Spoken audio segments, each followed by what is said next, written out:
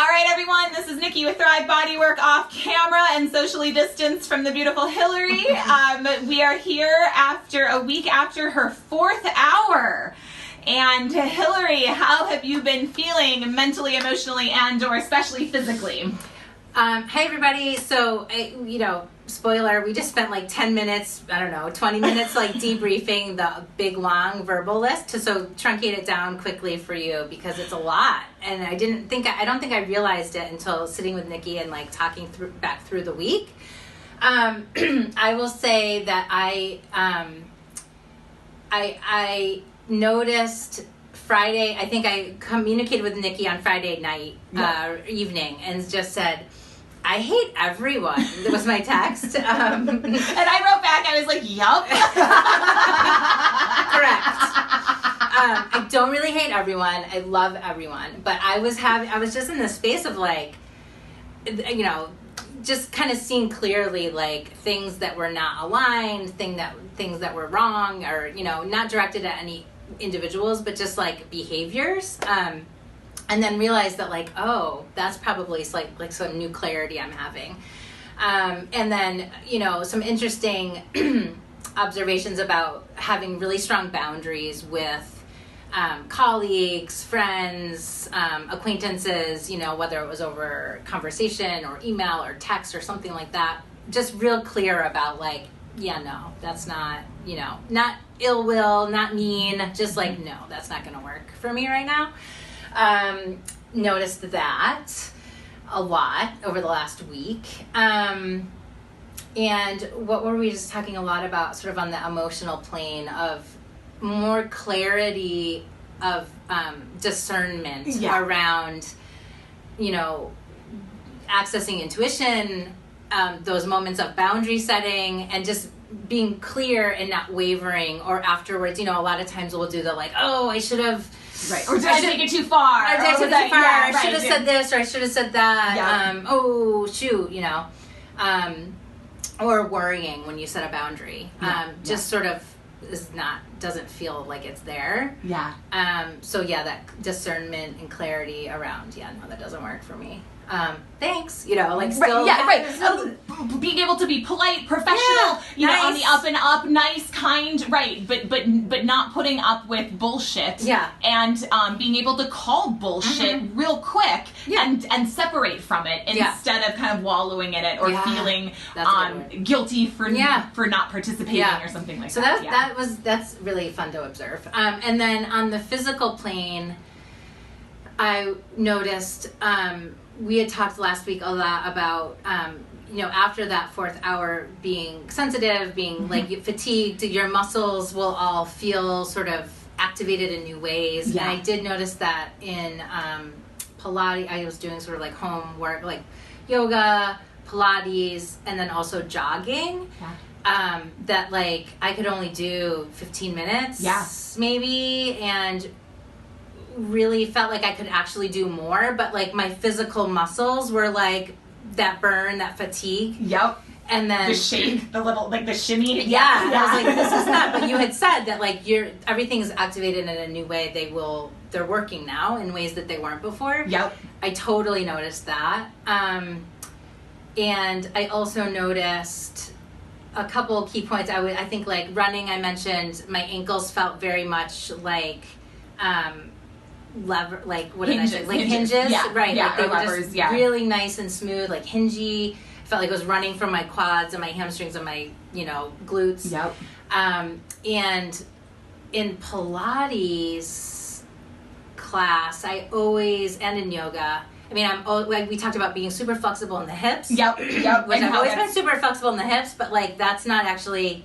It's all being strained from the hips. Yep. Exactly. Versus strength from the quads and the hamstrings. And so I did notice, like, I don't know what it's called, who knows, a tabletop, and then when you bring in Pilates, it's a move, I think it has a name, but like you bring your knee like toward your shoulder. Like almost like a fire hydrant, and out twisted. and down and up and up and down from your hip to your knee. Yep. And that I've always been like, oh God, I can't do that. Like I feel like locked or like, and it just felt like it was a leg moving on its own.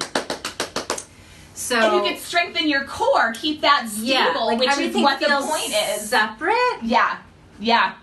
but connected. Yep. I love it. I love it. I love it. That's the correct answer, guys. We divorce all the parts so they can work in harmony. You said that the first day. So that's what I noticed. Awesome. It was not for me, thinking back to, the pelvic floor, this sort of center of root chakra, often women, trauma, things like, I didn't have any, if anyone heard that and was afraid to come. Yeah. For me, I didn't have any sort of, I'm not saying that not to be careful of that with yourself. Yeah. But for me personally, that wasn't, it was less about sadness, grief, all of those things like you were like bathroom floor crying. Yeah. I've done that before. Right. But not this day. It wasn't Right. this.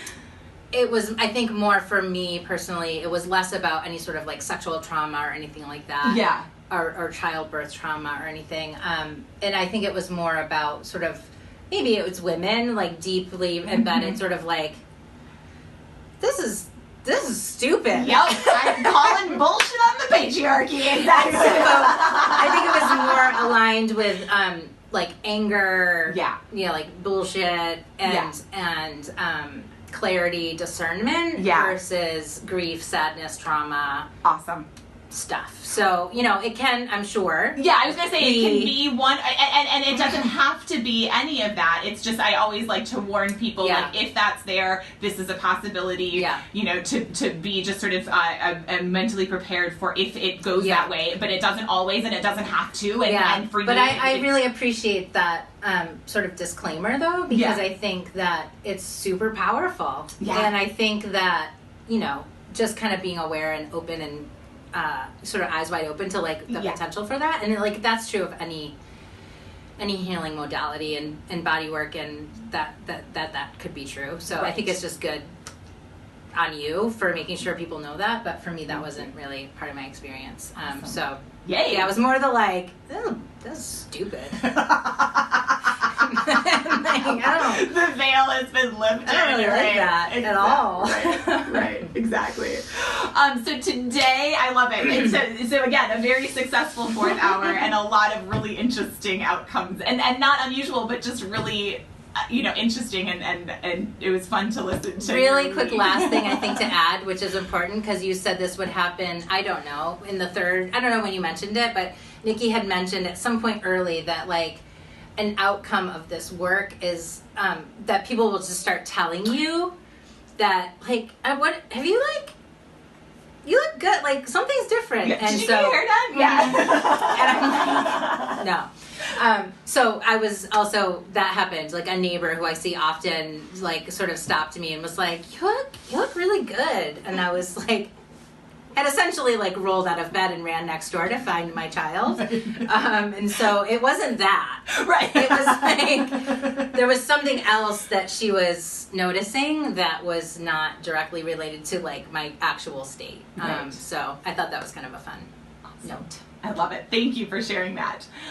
So today, so the 5th hour is probably everybody's least favorite. It's belly work. And so I can come over. So it's belly work. So it's literally, we just sort of divorce the front of the abdomen. So how do we say There's a lot to divorce. There's a lot to divorce, exactly, in all of us. So if we think about the torso as the oil drum that I think it is, that I describe it as, the front has a back and the back has a front. So you've got the back of the front wall and the front of the back wall, and they get what I call tethered. Mm-hmm. And so instead of being an empty oil drum with nice, all of this stuff sort of rolling where it's meant to, the front of the belly gets glued to the spine. And in everything we do, our spine has to come with us instead of not.